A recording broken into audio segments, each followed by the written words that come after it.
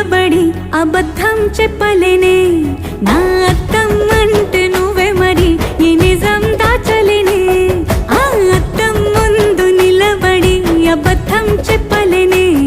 నా అద్దం అంటే నువ్వే మరి ఈ నిజం దాచలేనే